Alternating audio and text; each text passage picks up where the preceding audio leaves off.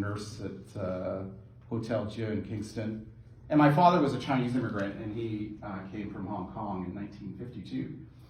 And I tell you that story because it's appropriate for this Legion here in Lakefield.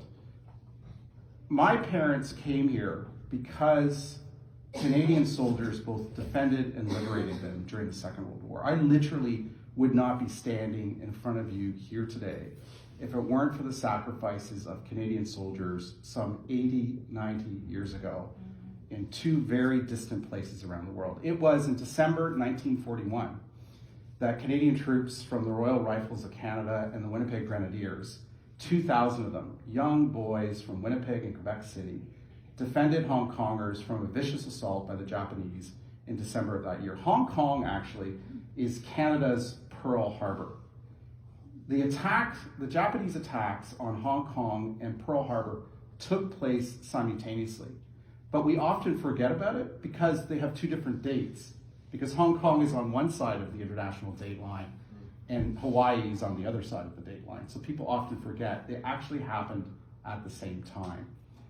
During that battle, 500 Canadian soldiers lost their lives and are buried today in Hong Kong. We didn't bring back our soldiers like we do today. Another 500 were very seriously wounded, and the remaining soldiers were taken prisoner of war by the Japanese. They lived in horrific circumstances. The last veteran died a year ago. His name was George MacDonnell. I got to know him in his later years. He died at the age of over 100. This man was 6'4", and in 1945, when he was rescued by the Allies, he weighed 110 pounds. But here is the heroism of those veterans. He came back to Canada. He completed his high school. He was a high school dropout. He had not finished his high school degree. He completed his high school. He first had to convalesce for a year and a half. He regained his strength. He came back here. He completed his high school. He went to university. He eventually became a deputy minister in the government of Ontario under Premier Bill Davis. He then left the government and became executive vice president of Canadian General Electric, which is so important to this area, group vice president of GE, and then retired from that and continued to make contributions to our society. That truly was the greatest generation. And my mother's family was the same story. They were liberated by Canadian soldiers in May of 1945.